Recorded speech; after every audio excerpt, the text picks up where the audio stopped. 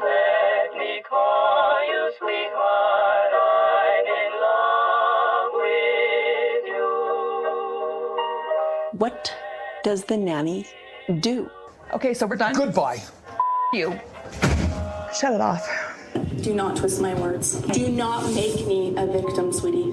Just look at the mountain. That's what you saw that day.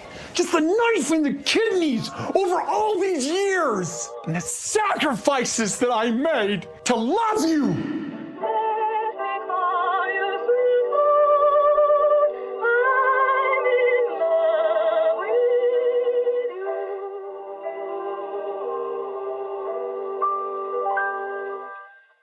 Season 4, Episode 5, Infertility and Nesting. What a beautiful title. Very beautiful. Infertility and nesting. I'm wondering if that's a play on anything. Is that a play on another title of something? I don't think so. Think so. Just nesting is what they call it when a mother is getting ready to bring a baby into the world. Oh, yes. You go through your nesting stage where you're like you literally are preparing your nest, your home, your home. roost. I've never brought home a baby. Never prepared to bring home a baby. But never say never. Mhm. You did volunteer your womb to me. I did. To open this fabulous episode, the adults are meeting at the cul-de-sac. They're all pulling up in their vehicles and so enthusiastic about the future. They're meeting Mona, the real estate agent. She's going to meet them there. Mona, one of our favorite Sister Wives characters. We meet another Peach that is part of this duo between Mona and what they're going to need from Mona and the loan officer. And her name is Tanya. Tanya. Just like Tanya Harding. I was going to say, I just automatically think Tanya Harding. Yeah, of course. Tanya's only going to kneecap the family. She's not going to kneecap any Olympians. She's just true. This is very true. she's Financially kneecap the family, for sure. She's going to kneecap Kody. Kody, before this, he is on the couch. They're doing their little thing. And he says that they've been looking for homes since a month before they moved from Utah. As if it's like, that's a long time to look for a home before moving somewhere. Yeah. That comment was just silly to me. Like, oh, okay. We've been Right. looking for a home since 1 month before our move here. Because people usually just look for a home only 1 month before they make a large move with a large family. And obviously with that hurried timeline to get out of the state, it's not like they were spending so many hours every day looking for homes. Like, I doubt it. Like, they probably looked online a couple of times and then while they were in town, drove around looking for homes that were for sale or property, because this was also, the internet wasn't quite what it is today. It's not that it didn't exist, but that they're like the realtor. They didn't have like realtor app on their phone or whatever, because they moved to Vegas and they move into the rentals. So Yep. while they do want to find a home, it's not like they're in crisis mode to find a home. Yeah, but much less looking for a home for 4 families too, right? It's Yeah. different than looking for a home for 1 family. So I'm like, okay, 1 year. It's been so long. Well, when they're at the cul-de-sac, there's a voiceover, I'm not sure who from, where they say that there are 2 homes in progress being built, and we get to see them. This is our first glimpses of like their future homes. And they're building, I'm assuming the builders are building model homes. It sounds like they have a plan for all 4 plots, and whoever's going to buy them will come in and customize their homes. They don't give us these details, but that's the vibes of like these, suburban sprawl neighborhood things. Yeah, because Meri makes a comment that she threw out the plans for her home because Yes. she just didn't want to get her hopes up and just thought that it probably wasn't going to happen. So she threw out the plans to her home as if she threw out some important document that was made just for her, and these plans were specifically just to be given to her, and now she doesn't have them anymore. It's like, I'm pretty sure, like you're saying, they're model homes. It's going to be one of 4 designs. That was her design, and she tossed it. Like, Yep. Okay. So now she's going to have to ask for another copy of the PDF Right. with the options so that they can eventually tell the builders what they're looking for in these homes. They have not told us this. This is just what you would gather by being a human being watching this ridiculous family. Tanya, the loan officer, tells them they need to get everyone into her office immediately for pre-qualification discussions. Because if they're in a hurry, she can help them, but they've got to be in a hurry too. They've got to work scurrily. Scurrily hurly along. And get me all of your documents. Tanya's all business, except for she's not all business. I don't know where. Who knows where Mona found Tanya? On the side of the street. They definitely look like they belong together, like as a duo. When you see Tanya, she looks like a character. I don't know how to put it. Tanya was wearing a sport coat.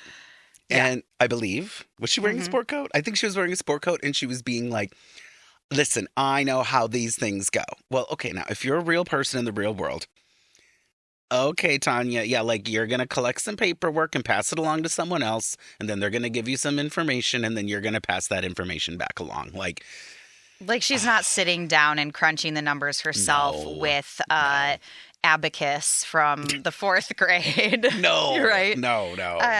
And I could be completely wrong, but in my mind, as I'm picturing Tanya again, she is wearing a matching 2-piece suit set that's bright orange. Oh, bright orange? Am I making this up? I think you're ranking it up, but let's go with it. Okay. She's wearing bright orange. I just, in my mind, when I saw this woman, I had a very specific type of reaction to, There's some flashback footage to when the adults are younger and some voiceover from Kody and Janelle talking about buying the Lehigh home and how it was a dream come true, Kody says, and that they're hoping to do it again. Kody said that he was reserved. He had reservations, or that he thought there was no way they were going to get the Lehigh home.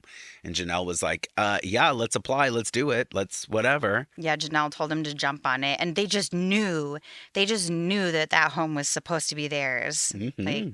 They saw it and they just knew it was going to be magical. Well, I made Oh, did you? I made a reel for us a long time ago that had that song. There's a song by a guy that's like going back to God's country or whatever. I don't know. Some weird song about like going back home or something.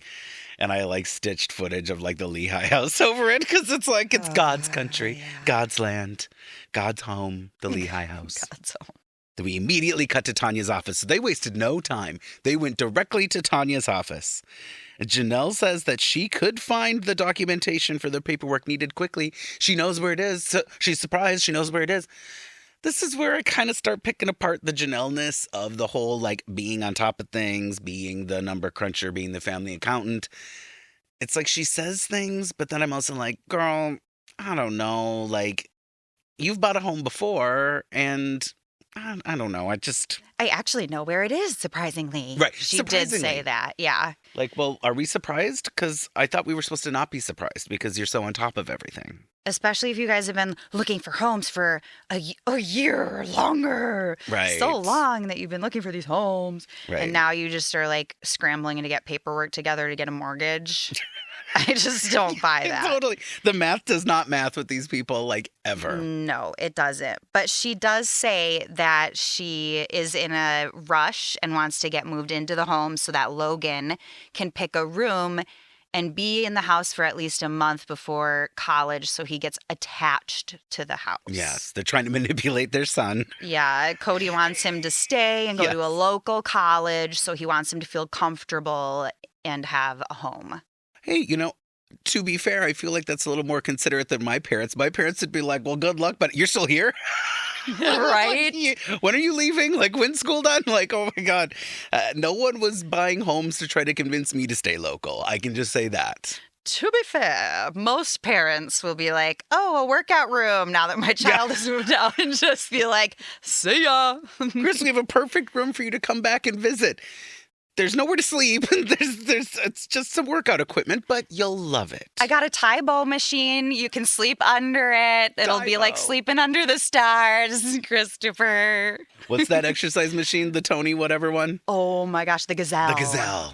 You can sleep under the Gazelle, Chris. You get whacked in the head a few times in the middle of the night, but nobody. Don't worry, I just do my exercises at 2 a.m. It'll be fine. Oh boy. Tanya tells the family that the bank will see them as one couple which I'm assuming is Kody and Meri. They don't really specify. She does say, she says they'll see Kody and Meri as a married couple, and then they'll see the other women as 3 single moms. Which I love because, you know, the paperwork for buying a home, if you are a single woman, it says like unmarried woman.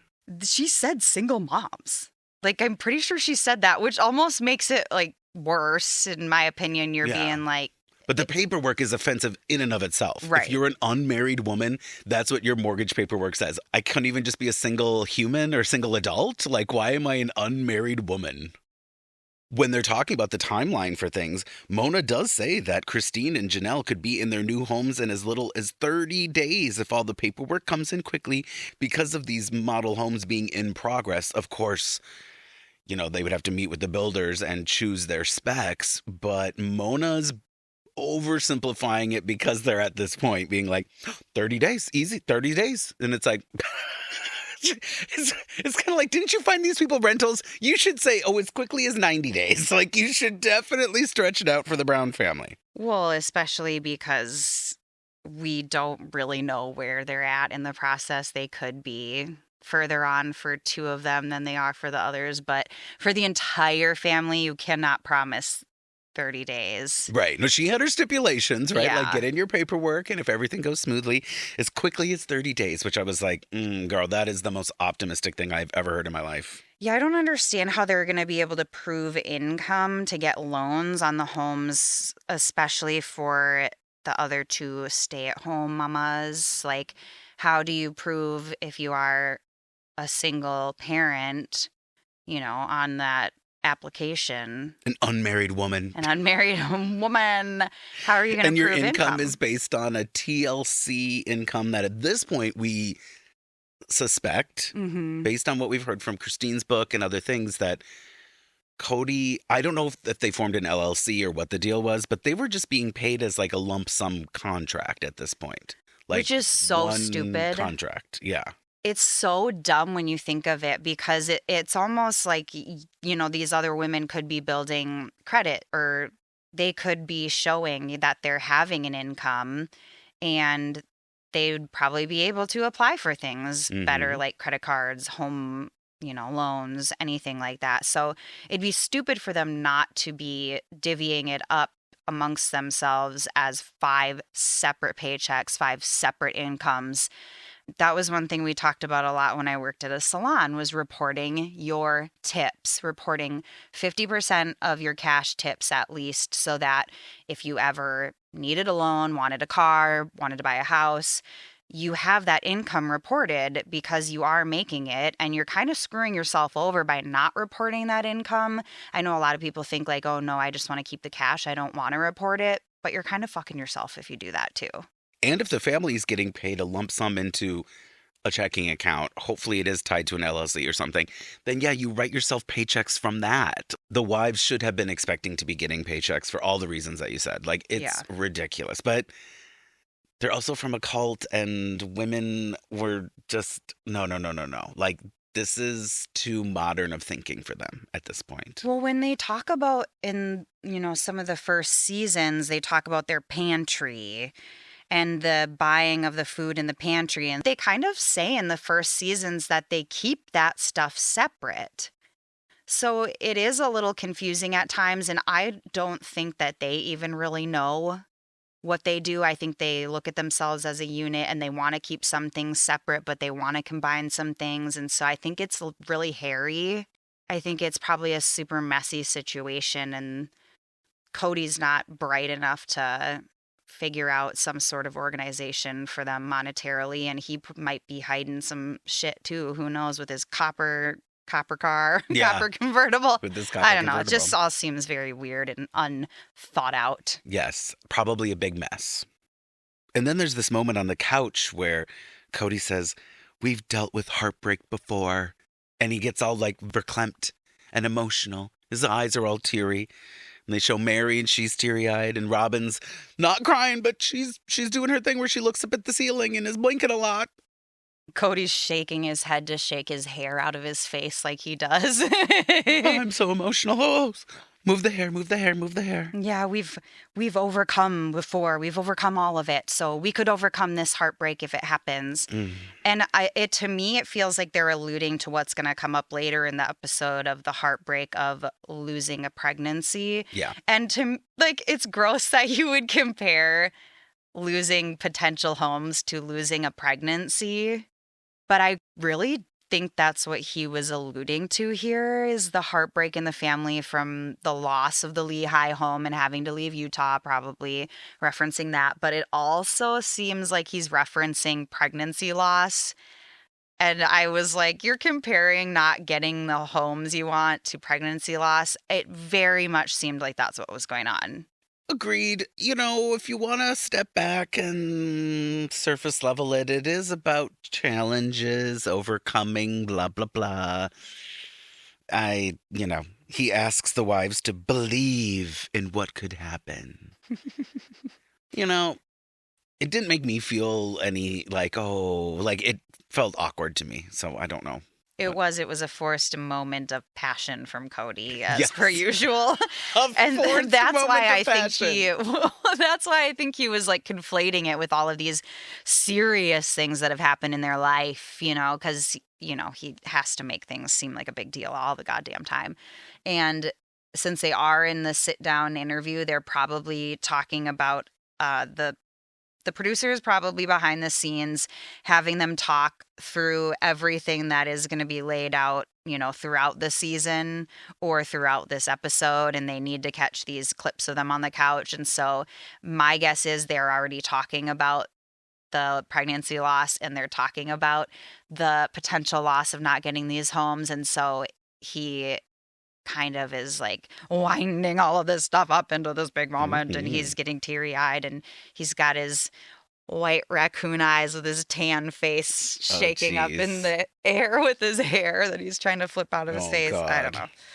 Not his Kody. raccoon eyes. Oh, Kody. Oh, Kody.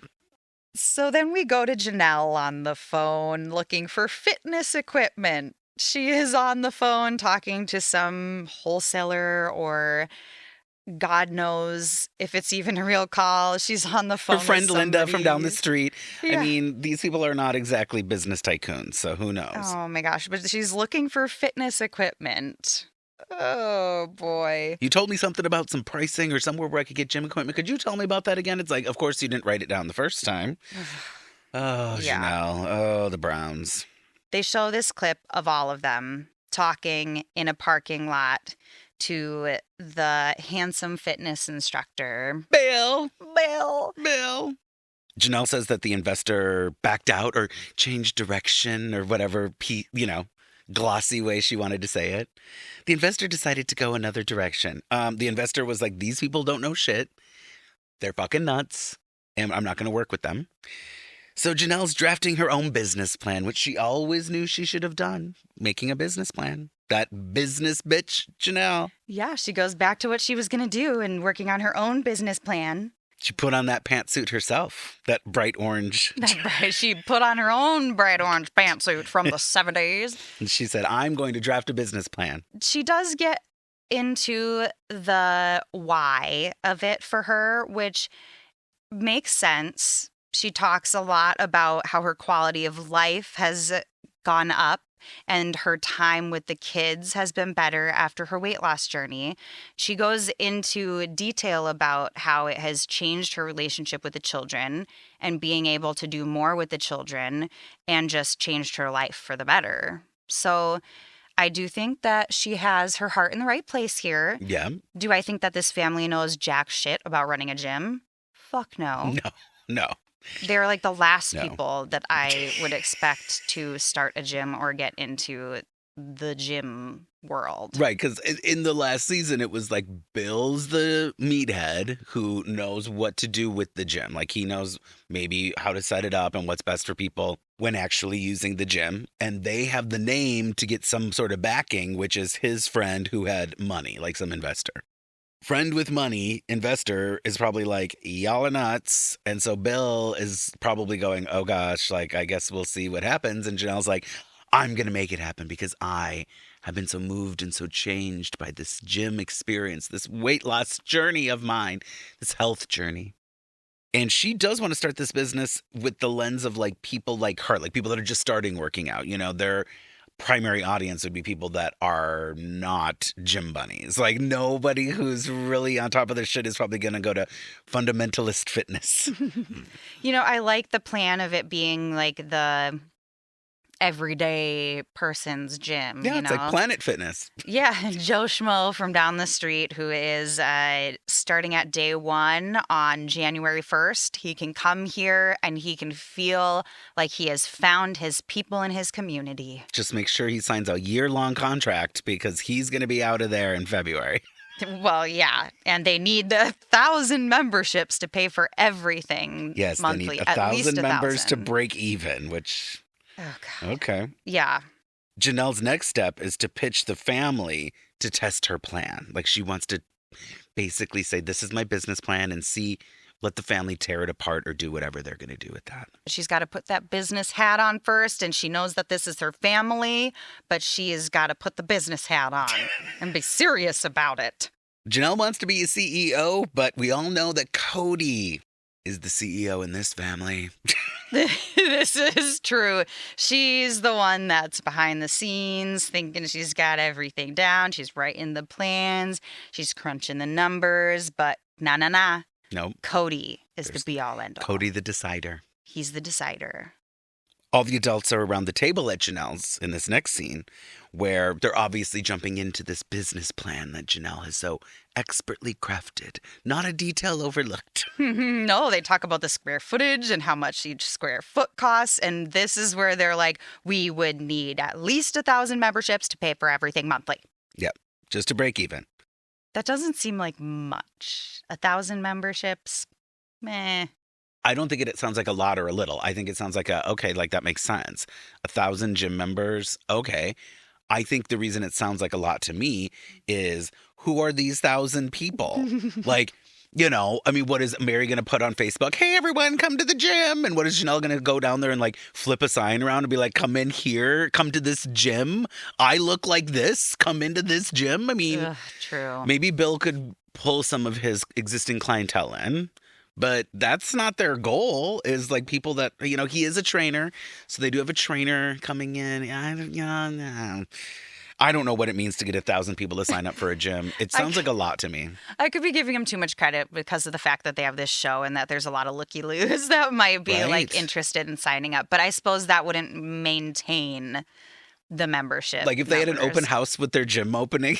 True, yeah. I they'd would get all go the and I would, looky-loos. I would totally go and be like, oh, they've got cookies. And like, I want a picture with, I was going to say Christine. And then I realized, no, I want a picture with any one of them but Christine. And then I'd be like, I'm out. Like, I would never be like, I mean, I shouldn't say maybe never. What if they were like Planet Fitness and they're like $1 to sign up and $15 a month? I'd be like, sign me up. And then the next month they'd be like, cancel. Oh, but you can't just cancel. You need to come in and cancel. And we're going to have Bill standing here over your shoulder and talking to you about why you shouldn't cancel. Like intimidates you. Oh, have you ever canceled a gym membership? It's fucking Yes. awful. Yes, it is a process. It's embarrassing. They try to make shame you you. feel ashamed. Yeah, they do shame you. They're Yeah. like, wow, look at you, fat ass. What a loser. Wow, if you came in here, you'd look a little better. I was pregnant when I left my last gym, and that was my reason. And they were like, well, you could still work out when you're pregnant. Right. And I'm like, yeah, I know, but this is also like high impact. I was faint at the end of them sometimes. Like, no, I'm pretty sure my belly touching the ground when I'm doing burpees isn't where I want to be right now. It's like military grade training, and they're like, you're fine, you're fine. You're like, I should probably do some like stretches and some light walking. Like, give me a break. Meanwhile, my doctor's like, if you do too many sit-ups or whatever from this position, your ab muscles will separate. Be careful. And I'm Yeah, like, yeah, that does happen. So then they cut to this couch moment where they're discussing kind of this meeting where they're breaking apart Janelle's plan. And Christine says, when Kody doesn't want to do something, then the decision is we're not moving forward. And she does not seem very happy about this. He kills the plans. He kills the excitement. He's a buzzkill. Buzzkill. Kody the buzzkill. Kody says, I don't want this business to suck away the profits from our marketing. And we both chuckled because it's like, what marketing? is this marketing? So you got your copper car from the marketing. What is marketing? Like, that's weird. That's weird. Well, it's weird coming from him because it's like, what does this mean? Like, What are you marketing? What is the product? Are you referring What is to the your company? income from the show here? Right. And you don't want this new endeavor to suck up all of the profit that you're making from the show? That would make sense. Because to me, that would make sense because it's like at this point, you know, we're in season 4. You're making a chunk of money from this. You could be putting it into savings. You could be putting it towards your kids' college funds, but you're putting it into this dumbass gym idea when none of you know jack shit about gyms. And you're trying to qualify for 4 mortgages. Like 4 mortgages what? And getting a place to rent for a gym and buying gym equipment. Yeah. That shit ain't cheap. No. Like buying a Thai bow machine for your house, not cheap. Not cheap. Buying shit for a gym, especially not cheap. Would that be funny if they actually moved forward and had all like discount used gym equipment? Like it was like piecemealed, like no. From some warehouse where it's like, oh, we've got all of these gyms that have closed. Second Come to our wind. warehouse sale. They're like, oh God, okay. Yeah, that seems like something that they would do. I feel like Kody's the type of person that would cut corners and they'd get sued within the first month because like a pin popped out of one of the weightlifting machines and kneecapped a line somebody. of treadmills, and they're all different brands and sizes and colors. Just like, oh my God, what is this gym? And Janelle does ask Kody, why do I have to sell this to you? And like bigger picture, like, why is it that this is something I want to do? If the numbers make sense, then why do I have to sell it to you? I need the energy and financial ability to do it, is what he says, the energy behind it.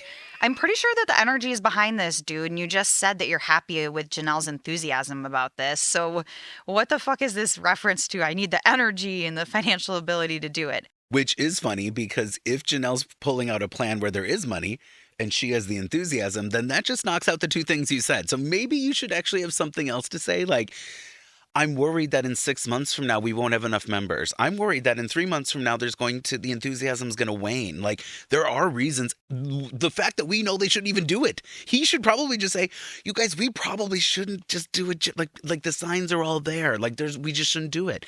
Instead, he points out 2 things that actually are not true. Like, the 2 things that are actually happening is that your wife ran the numbers here and you could poke holes in that perhaps, but the enthusiasm is there. She is really all about this. And if you think that the timeline is correct here and that they've been there for a year now, she's only been working out for about a year at this point. So I can see where he would be concerned about the enthusiasm falling off and maybe bringing that up, but he's too chicken shit to do that too. Yeah. So I wonder if part of their pitch that wasn't on camera was the whole like, well, we're going to work out there, right? Because there was reference to that in the previous season, like Meri being like, well, now I'll have to go to the gym if we own one. And it's like, oh my God. And I'm not even sure if Meri said that. Maybe it was Christine, but one of them said that. And it was like, no. You don't start a gym so that you go.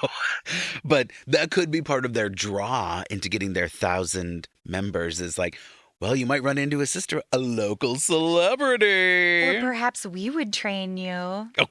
Can you imagine Kody being a trainer? Oh, my God. He'd be like eating a roast beef sandwich in front of the person that's doing the push-ups on the floor or something. I feel like he'd be all military style. He'd like blow whistles and be like, down, down, down. And it's like these like obese middle-aged women that are like, we came here to see Janelle. Like, oh, my God. Oh, boy. Yeah. I just can't even picture this. It's just so far-fetched to me. It just seems like one of the stupidest ideas ever. Yeah, well, yes. It really just seems very far-fetched. Well, and Janelle does roll her eyes at Kody when he says this whole like, well, the reason it's not going to work for me is this and this. And it's like, those don't even make sense. And she looks visibly agitated. Like she knows he's just pulling this shit out of his ass as an excuse. He just wants to get out of this whole, like, endeavor. He just wants to get out of it. And like you said, he could give legit reasons. Yeah. But he's not. He totally could, but he's so used to bullshitting, he can't even do that. They show a clip of Kody outside and of Janelle outside after this discussion. And Kody says that it was his original idea to start the gym, but he doesn't want to go broke. So this is the thing, is I really do think that he thought, oh, this would be a great idea. This is whatever, planted the seed. And now he's going like, this doesn't make sense. He's backtracking. And he should be able to say that eloquently or point out the reasons. Instead, he's just full of hot air because he's fucking Kody Brown. Yeah, he's like, Kody. Cody is like super happy. He goes, I'm happy that Janelle is attached to the idea. I'm attached to the idea too. It was my original idea. And the way that he had to say that, like, of course he had to put it out there that, no, it was my original idea. So I would be disappointed too if it doesn't work out, all while he's leaning on his Mary Kay car. Oh, that pretty His penny rose of a gold car. Mary Kay car. Just leaning on it, trying to be all too cool for school, too cool for the gym. And then with too cool for the gym. Too cool for the fundamentalist fitness. Oh. And Janelle, it's so great. She's just like, I just need to figure out the numbers. And it's Yeah. like, oh my God. I'm not so sure. Now, do I think these numbers add up? I wouldn't bet any of my own money on it. So I don't know what to say. I don't know what to say. Love you, Janelle. Don't know what to say. Yeah. She's still passionate about it, and she's going to make it happen. That's like the last comment that they make as they like cut away from this scene. It's like, oh. Which is wonderful foreshadowing, because is it going to happen? Crickets, crickets, Crickets! crickets, crickets. Choot, choot, choot, choot. I would be so Janelle. embarrassed if people could pull up my past shit that I said I was going to make happen God, and just right. throw it in my face and be like, Oh, God. oh, what about this great idea that you had? Yeah. Did you make it happen? Did you make it happen? It's like, well, don't How tell the embarrassing. 16-year-old me about me today, because, oh, God, totally embarrassment and a wreck. I'd be like, change everything, Chris, change everything. I would be like delusional. Like, yes, I am the next Lady Gaga. What are you talking about? Yeah, it happened. It for sure happened for Obviously. me. Look at me. I'm the co-host of a very successful podcast. Oh my gosh, I go and sing karaoke every Wednesday night at the local dive bar. What do you mean I'm not the next Lady Gaga? I'm a star. We have another commercial break. And then Meri and Kody are going to see a fertility doctor, is what you're assuming. So they're talking about, oh, we're going to see a fertility doctor. We're going to whatever. And then Meri reminds us of how Robyn offered surrogacy at the end of last season. We just cannot escape Robyn's womb. We cannot escape it. No, we can't escape that womb. It wants to suck us all in. Can't claw our way out. Claw our way out of that womb of hell. Mm-hmm. Oh, yeah. Meri has to bring up the offer. She says, if my body wasn't going to work right, she was willing to carry a baby for me. And it's like, why are you saying if my body wasn't going to work right? I hate the way that they talk about Meri's issues with fertility. Yeah, they don't handle it with care or grace No. for her. And she's like shaking her head and all of her layers are like wiggling in the breeze. All of her straight layers are like, it's like brush bristles It being is. swept along the floor, but it's just her talking. Like, You oh my know what God. it's like? It's like when you go through a car wash. It's like those Oh, God. car wash things that like flap as you go in, and they're like whirring around and just whoa, whoa, like Those in and have out. a little bit more give than Meri's hair. Hers is literally This is like a broom, like a broom being scraped across the floor. Scraped across your car in a shitty car wash. Yes, absolutely. You're so right. Oh, God. My body wasn't going to work right. Like, oh my God, stop talking about your body like that. It makes me sad for her. There's like this conditioning, of course, in the cult where women are just there as a vessel to give birth to men's children. And then they're supposed to be subservient to him, and that's life. Like, your children come first, your husband comes first. Well, no, your husband comes first, your children come second, and you are definitely third. Yeah, there's something that's got to be wrong with her if she can't do that one thing that she's supposed to be doing. Definitely something wrong with Meri. I wouldn't say it's this, Right? but there's definitely stuff wrong with Meri. Yeah, I mean, she's saying her body is not going to work right. And I mean, many a woman have not had a child and their body has not been able to carry a child. And that doesn't inhibit the fact that you're standing upright and you are thriving and surviving, regardless of any knee injury. Then you're dragging your leg behind your body. You're still able to survive if your womb is not a workin'. Right. And this is no lack of sympathy or empathy for people that are upset about not being able to get pregnant. Of course. But like, don't talk about your body as if it's some sort of like defective machine. It's like not, you're a yeah. person. Just be kinder to yourself. Like that's hard to hear. And I love that you're talking about her leg brace, because before we get to see Meri entering the doctor's office, hobbling with her knee brace on. Thank you. I noted down in my notes, her hair is a crime against humanity. It really, really is. And then as you're like shocked by this dry hair that is like screaming for moisture from the interview, they cut to the outside of the clinic and she's like dragging her leg like as she's trying to walk into the clinic. Like, bitch, most people would have crutches if they got their legs straight like that in a brace. What are you doing? What are you doing? Meri's a cripple for a couple episodes here. She needs that attention. She needs it. I was giggling. And the hair, it's even, I don't want to say it's even worse because it's not. It's really just, in some of these episodes where there's a lot of couch interviews, there's a lot of producer-led questions, lines of questioning. They do close-ups. Yeah, they do very, very close-ups. They do like unpleasant close-ups, like just below the chin, just above the head. Like all it is Meri's face and Meri's dry, dramatic hair. Her hair is like SpongeBob when he goes into Sandy's bubble and he's like, "Give me water. Please, can I have some water?" Her hair is like asking the producers for help. Help. Can I have a spray of moisturizer? Is there any conditioner around here, please? Help. And it's still like that today. It is. However many years later, it's like, good God, Meri, put a leave-in conditioner and stop with the straightener. Stop killing your hair. I mean, I know your hair's already dead, but my God. At this point in her life, she would have a stylist that would have been like, "Hey, use some heat protectant on that hair, girlfriend. Here's some leave-in moisturizer, girlfriend." She's like touching it and it's like breaking apart in her fingers. And she's like, this is what we don't want. Yeah, this is what we do not want to see from hair. Oh, God, Meri.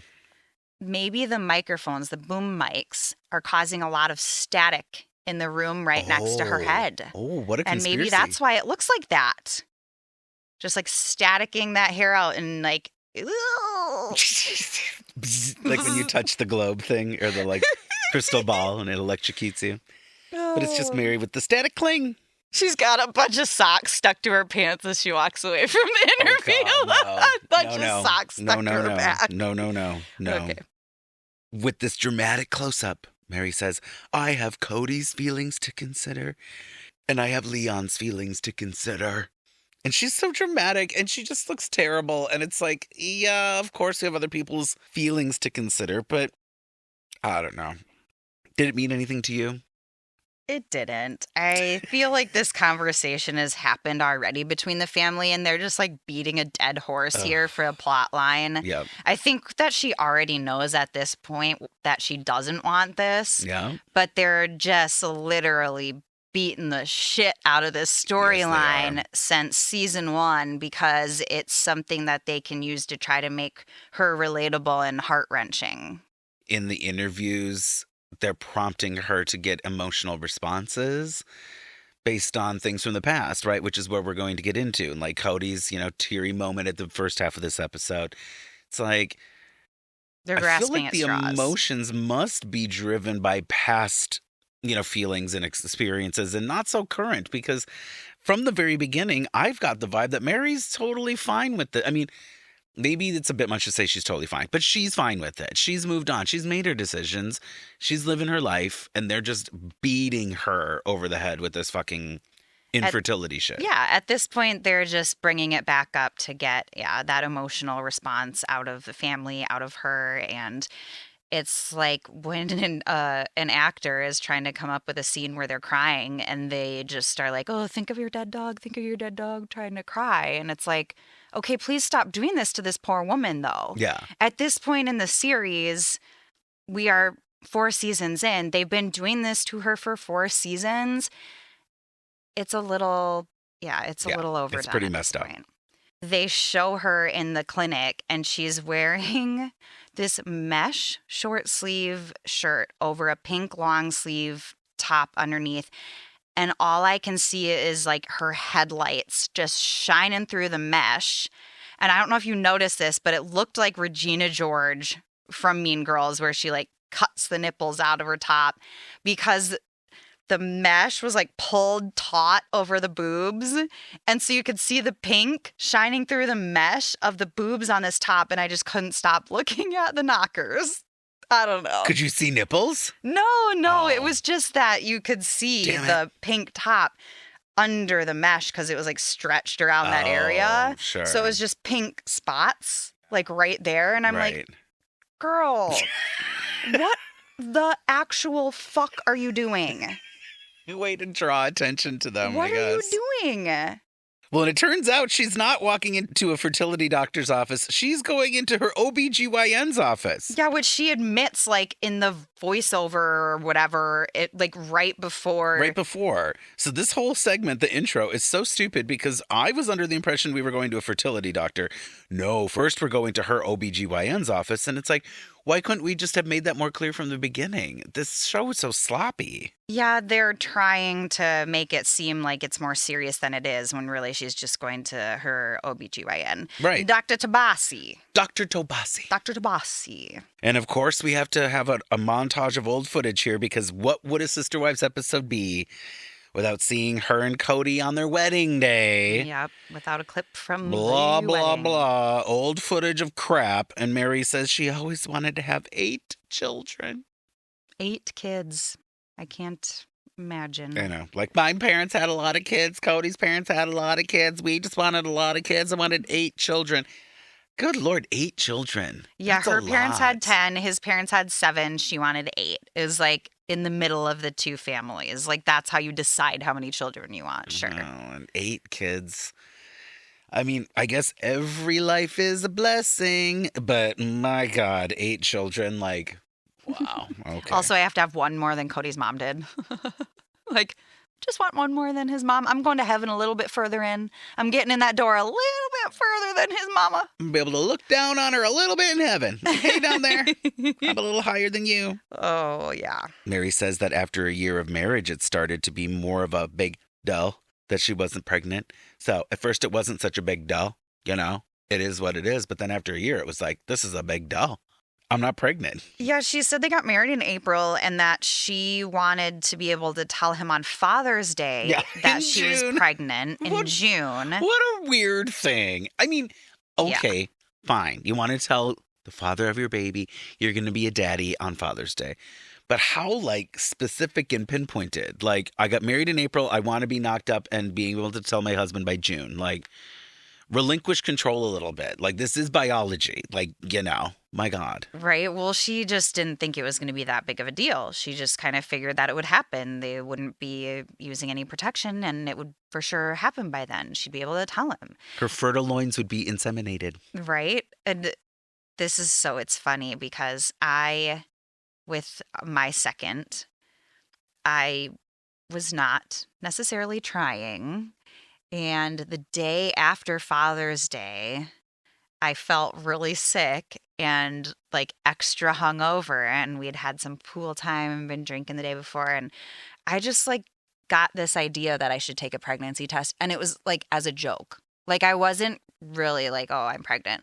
I didn't even tell my husband that I was going to take the pregnancy test. And I went and took it and came out of the bathroom and I was like, you are not going to believe this. Oh and my I was God. like, this is like, I was in shock and I was like kind of laughing because I couldn't believe it. I was like, this is a joke, right? Because it was the day after Father's Day. And I was like, look. And he was like, what the hell? Like, he didn't even know I was taking it. It was so hilarious. Like, it was funny, but it wasn't a planned thing where I was like, oh yeah, I'm going to try it on Father's Day. But it was very ironic and kind of hilarious that Yeah. it was the day after Father's Day that we found out. Yes. So Well, you wouldn't have been able to save it up for the next Father's Day. He would have found out by then. I wouldn't have been able to keep my legs closed that long to keep that baby in there. Well, you've never been good at keeping your legs closed.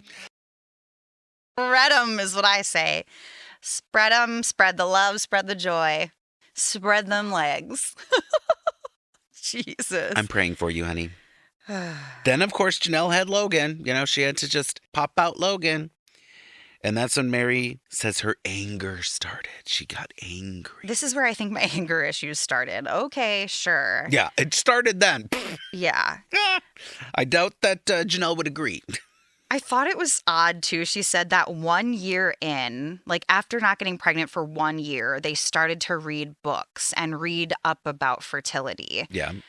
And I'm like, okay, so you didn't even see a doctor at this point. And I don't know, they were deep into the religion at this point. So probably wasn't something that they thought of doing was even consulting a doctor. But they're not seeking help for it at that point, is what I gathered from it. And then Janelle gets pregnant, like right away with Logan. And she's thinking, oh, I should have had at least one baby by now. And now second wife's coming in and having a baby. So I can picture some anger issues starting, especially because you'd be frustrated not even knowing what was happening. Yeah. Because you're not consulting a doctor. You're consulting books on your own. Like, Well, and I don't know what it means to try to get pregnant. So I have no idea. Like, Yeah. I don't think it would be weird to try for a year without doing anything. I feel like that seems like whatever. I mean, I don't know. I feel like after a year is when you would start looking into it. Yes, So I you don't are know. correct. I don't know. After a year is usually when you would go and see a doctor. That's what they'll tell you. Like, if you're trying to get pregnant, Okay. if it's give it a year. If you're having trouble after that, then you Yeah. go and see somebody. Yeah, no one in this cult is telling anyone to go see a doctor, I don't think. I think Yeah. they're like, if you can avoid it, please avoid it. Like, oh my God. Ugh, yeah. Kody married Christine 1 month before Janelle had Logan. And then Christine got pregnant 1 month after getting married. So that was another thing. It was like, now Yeah. comes in wife number 3 right before Logan's born. And bam, she gets pregnant right away. Like, oh my God. That's real close in succession. So also, I would like to point out that he has a pattern here of getting married while a wife is pregnant. Yeah. What the fuck? Yeah. I Wife don't 3 know. and 4, wives like 3 and 4 Yeah. are during and like right at the end of pregnancies. Yeah. Have a little bit of couth here, Kody. Yeah. What the fuck? Well, you know, they like to get married quick. They don't want to put it off. And Do you Christine think that was the one that pushed, you know, that brought up that joke about them getting married. And then all of a sudden, Kody asked her dad. And then wing, bang, bang, bang, boom. She Yeah. was married. bing, bang, boom? Her mom made that hideous dress. And then she got married. I'm very curious if they, in their religion, or just, you know, because if sex is for procreating, do they have sex while someone is pregnant? Right. Yeah. Because it's like, why are you getting wives while you have a pregnant wife now for the last 2? But you already have another wife that you could be like screwing and trying to get pregnant if that's the case. Yeah. But it's just odd to me. And I'm like, okay, how into this are they where it's like sex is solely for procreation? Where he's like, I can fuck Meri all I want and not get her pregnant, so I'll just keep fucking her. Oh, Well, God. this one's pregnant, so I guess I gotta go and find another one because I can't have sex with that one. You know, it's like, ooh. Yeah. I don't really know about that. Well, some people think you might poke the baby's head. Well, I mean, if it's just for procreation, you're already well on the journey. So, Right. you know, don't mess with that. I have no idea. Will it poke the baby on top of the head? Yes, it'll dent it. Oh, boy. Meri started at this point to feel okay about not having a baby because she says that after seeing Janelle having to spend so much of her time with the baby, she started to think, well, maybe this is all right. Maybe I don't want this anyway. Like Janelle always has to have the baby with her. Maybe this isn't something that I actually really want. Yeah. That was interesting to me. They started lightening their pressure to get pregnant. Both her and Kody. Yeah. And she got pregnant after they resigned themselves to not having a baby, which actually does happen quite a bit Yeah. because people are tense. They're, you know, when you're anxious or stressed, then it becomes an issue during sex even, and you can't relax, and does have something to do with it, I believe. And I think that doctors have said that. Well, yeah. I have a hard time believing Meri was ever relaxed Right. during any sexual experience. Just but clenching in all holes. Yeah, like all holes are clenched. Yeah. All teeth are clenched. All things are just whatever that means. I have no idea. Oh my gosh, I used to have this teacher that would be like at the front of the class. And she'd be turned around and she'd be writing on the board and she would like have her butt cheeks just like clenched, like really tight. I just imagine Meri as that like ass clenched like all the time when she's mad and she's trying to like hold her anger in. She's just like sucking in them cheekies. Oh boy. Yeah, good times. Yeah. Then they got pregnant with Leon. So, Meri had Leon and then she just assumed she'd get pregnant again. a miracle baby happened and then why would it stop happening again? Leon was 12 years old when Meri got pregnant for a second time, and Meri and Kody had a doctor appointment to hear the heartbeat at 10 weeks. When they went to this appointment, there was no heartbeat. And Kody says, the doctor said, this is not a viable pregnancy. With tears in his eyes, Kody tells us that this is not a viable pregnancy. Meri has her moment here where I think it's like probably one of those moments where you're mad at God. Like Meri didn't understand why after 12 years they would finally get pregnant only to have it taken away. And I imagine here that she's mad at God. I think a lot of people that are religious have that at least one point in their life where they're like mad with God and why did you do this if you were just going to take it away? And that moment was very real to me, kind of when she was talking about having those feelings, because I've heard that from a lot of people that are religious. If like a child dies or if something horrible happens, well, why would God do this? Why would God take my child away? Why would he do that? So I thought that was a little glimpse into like the religious past, perhaps, and her dealings with the pregnancy loss and the lack of ability to get pregnant and bringing it into the religion. I thought that was kind of an interesting little touch there.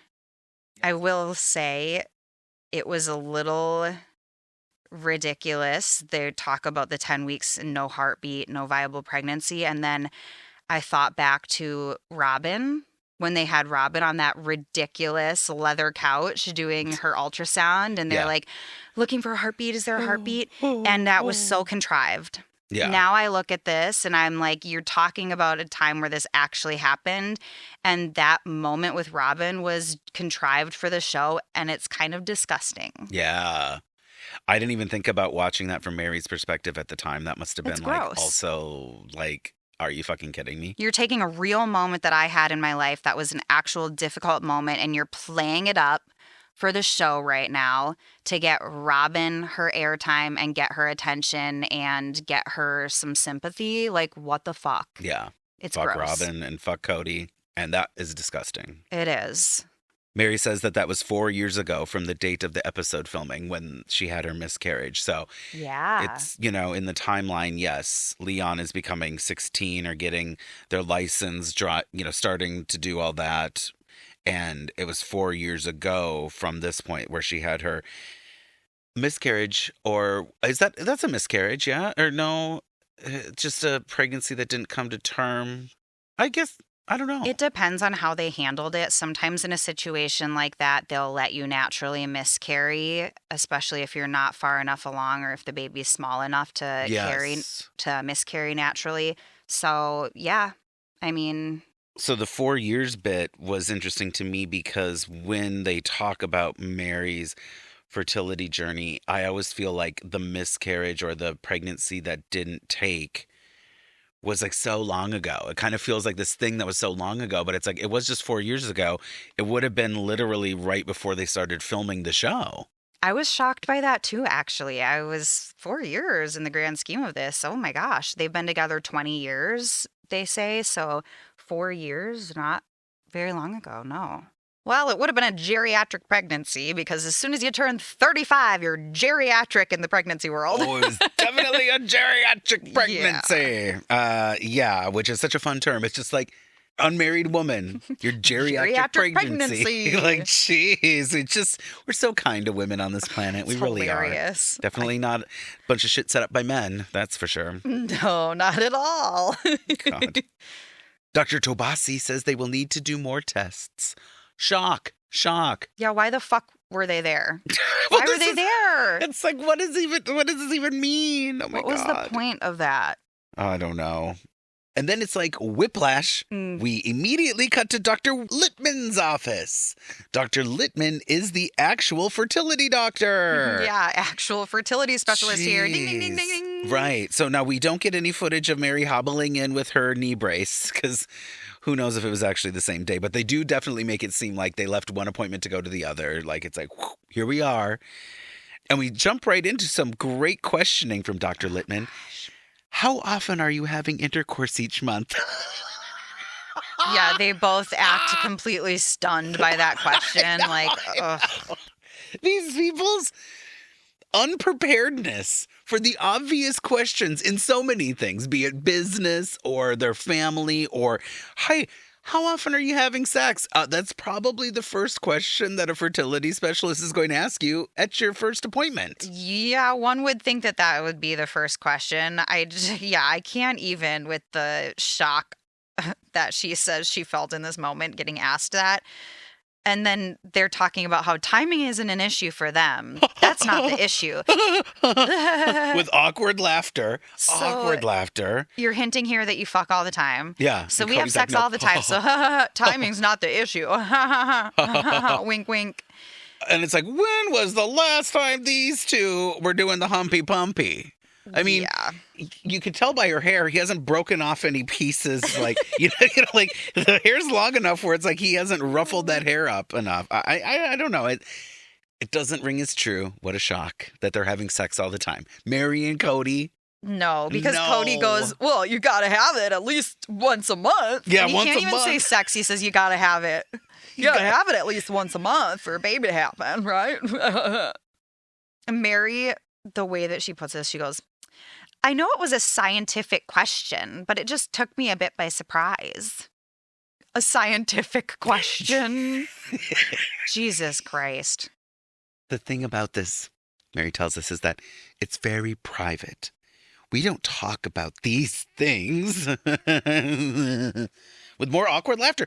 There's just all this. It's like they're literally 13. It just is bizarre. We don't talk about it? Yeah. With a specialist? Right. Who are you going to talk about it with? Are you there? Who are you going to talk about it with, if not the fertility specialist? Right. I even took what she was saying is like, they don't even talk about it. Like, no one talks. We don't talk about it. Like, they're just in denial about everything, you know? That's kind of what it seemed like, which is just funny because they're trying to allude and hint to the doctor that they're having so much sex that it's not an issue and the timing's not an issue. Yet at the same time, Meri's making comments like, oh, I just said that we're fine there because we don't talk about that. Yeah. So you're just saying in your little interview moment that you probably don't have sex. Right. Right? No, they're definitely not having sex. Oh, boy. They're doing the whole, like, Lisa Vanderpump, like, birthdays and Christmas, and that's your birthday, not mine. Like, literally, they're not having sex. And they're not even having sex on Christmas because that's Robyn's holiday. All holidays are Robyn's night. So maybe on Meri's birthday, he feels obliged to give her a poke. But on his birthday, he's like avoiding her. So I don't think they're really having any sex. But maybe I'm wrong. I'm just guessing they're not having any sex. My only reasoning that he would want to have sex all the time with her is because he kind of knows she can't get pregnant, and if this is all about procreation, he can have sex with her all he wants and not be worried about having multiple children. Yeah. Child number 73. Like, really? Oh my God. Yeah. Yeah, I guess it's like doing anal, but it's just having sex with Meri.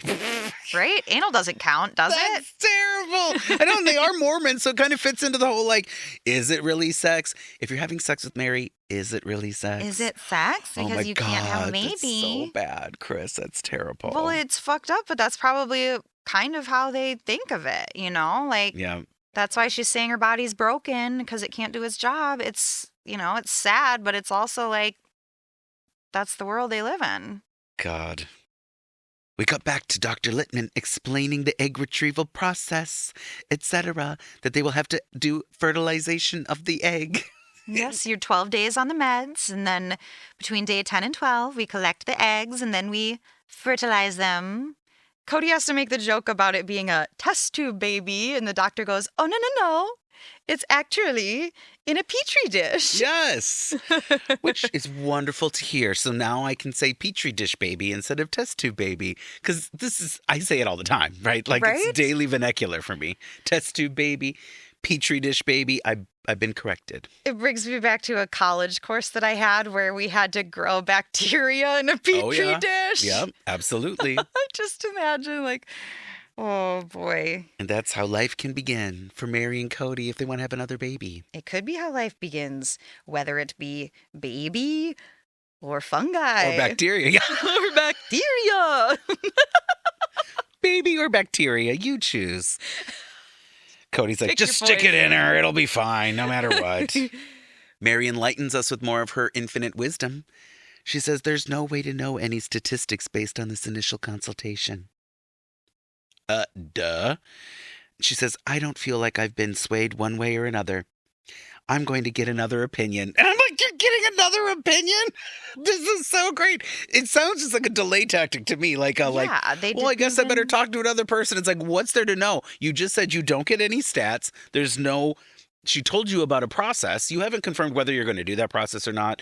You just want another opinion. What is the next doctor going to say? Are you having sex? And if you're not, this is the process to do egg retrieval and fertilize. Like, what are they going to say that's any different? That's why I think this is literally a plot line for the show and that she already knows what she's going to do here. And Kody makes some stupid ass joke to the doctor. Well, we'll just decide if we're going to do it through rock, paper, scissors. Yes. Like, come on. Oh, Kody the jokester. Such oh, a good Kody. jokester. Oh, God. Yeah, this moment here, I'm like, you were here. You spoke with someone else. Your OBGYN could have literally told you what we just saw you being told. Right. And you've kind of done like a flip-flop here, saying that you were going to a specialist. You went to an OBGYN. You went to the specialist. You're not finding anything else out. Dr. Kody could have read this to you from his book, his giant encyclopedia. Yes, of his things physical that can go WebMD. wrong. Yeah, yes, his WebMD. That big thick book, he could have gone, well, Meri, it sounds like they're going to pull some eggs out of you and then inseminate it with my sperm. And she goes, well, there's no stats in that book, so we're going to need another opinion. Yeah. What a fucking idiot. Kody says, I believe as a principle, the things you don't do in life are worse than the mistakes you do make. This all causes regret. Now, he doesn't actually say that. That was my summary of what he said.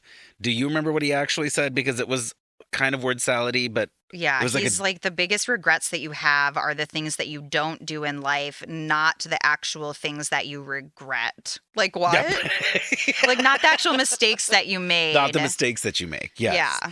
Which, I mean, this is tale as old as time, song as old as rhyme, Beauty and the Beast, okay? We've got Beauty, Kody, and Meri the Beast. Disappointment. And Cody's telling us that the things you're going to regret in life are the things you don't do, not the mistakes you make. Okay. Sure, you keep telling Yep. yourself that, dude, Yep. because you need to be able to look in the mirror at night and you've made a lot of mistakes, sir. He's like, A lot of when you're 60 years old, 90, 110, you don't want to look back with regret. And it's like, sir, you will not have to make it to 60 to look back with regret. That's for sure. Cut to today, and he should be full of regret. Record scratch, we know now. Yep. This was the moment he knew he had a problem. Oh, God. No, that quote that he says, yeah, when we're 60, 90, or dying at 110, will Yeah. we regret not doing in vitro? Like, oh my Lanta. Where do you get this shit, First Kody of all, Brown? who the fuck thinks you're living to 110, sir? Right. No. Well, he might. You never know. Oh, People are living longer these days. 110. I know. It's just so ridiculous that he's jumping to 60, 90, 110. He's just such a buffoon. It's like everything he says, I'm like, where did you get this? Who are you? But Cody's an idiot. Meri wraps up our episode with some dramatic statement. Honey, do you have the whole statement from Meri? Do you have it memorized? Do you want to recite this statement for our listeners? Oh, yeah. Meri says that she wants another baby, but she doesn't want to deal with everything leading up to maybe possibly being able to get pregnant or disappointed is the gist of it, right? Yes. Am I right? I started writing it down word for word, and then I'm like, girlfriend, you don't want this to happen regardless of what the fuck you're saying to us right now, so I don't even know. I don't even know. Why am I writing this down for you? I don't want to deal with everything leading up to the possibility that I may be able to. Oh my God. Like, you don't want to have another child. You've made your decision. It's fine. I do wish she had a little bit more of a backbone and stood up. And now they're only in their 4th season. I feel like it's really their 3rd season as far as the filming, right? We talked about breaking up the seasons. She hasn't been around the block forever, but she's been around the block a couple times. You would think she'd be able to advocate for herself a little bit and be like, I'm not doing this. We need to figure out something else for me. Like if she doesn't want to do it. And if she's just, I mean, I guess maybe she's just cult member woman that's like, I guess we'll just do whatever. I don't know. I guess I still should try to get pregnant, right? Because that's my lot in life. Right. I don't know if it's like a resignation thing because of the religious upbringing or if it's, just because she feels she needs a plot line. But at this point, I think it's very apparent to any viewer that she really doesn't want this to happen. Yeah. And maybe even at this point, Kody knows and is fine with it too, because both of them are just tossing words out willy-nilly, creating salad. So I think that they both at this point know that this is overplayed and they don't have much to say about it.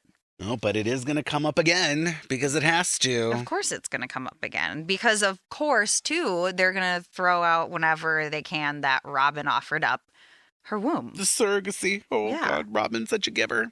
Yep. Darling, the time has come for you to choose a shit stain and a mustard seed. Let's start with shit stain this week. Let's start with the negative and then let's grow. We're going to start from a place of darkness, the shit stain, and go to a place of light, the mustard seed. Who's your shit stain, darling?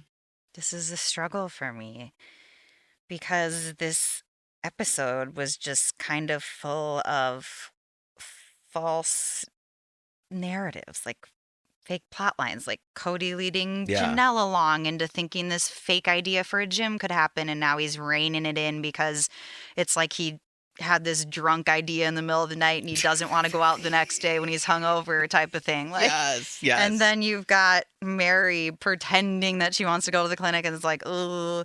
Yeah, very fake episode. Very fake, yeah. I think that my shit stain here is going to be Kody Brown because I think he really played up this idea of the gym and fed into it thinking it was never going to come to fruition or never get as far as it has gotten. And now he's having to come up with reasons why he doesn't want to do it anymore, other than the fact that it's just a horrible fucking idea. And you guys just need to be honest with yourselves that you are not the right people to be opening or running a gym. You're just a fucking idiot. And you threw this trash idea out there. And now the trash has got stuck to the bottom of Janelle's shoe, and someone needs to pull it the fuck off, okay? We're done with this. She can't reach it, so someone's going to have to grab that trash off her foot. Someone help a sister out. Terrible, terrible. Yeah. Very true. Okay. I agree that Kody Brown deserves a shit stain for sure. I'm going to give my shit stain to Janelle, because Janelle talking about working the books and coming up with a business plan. Do I think her business plan is something that I would put a stamp of approval on? Probably not. I'd probably go, oh, Janelle, I know you like to pretend you're an accountant, but this is like, oh my God, like, how are you going to get 1,000 people in the door next month? How are you going to do that? Like, really? I also have to laugh at her whole, like, I could get the paperwork together. I even know where it is.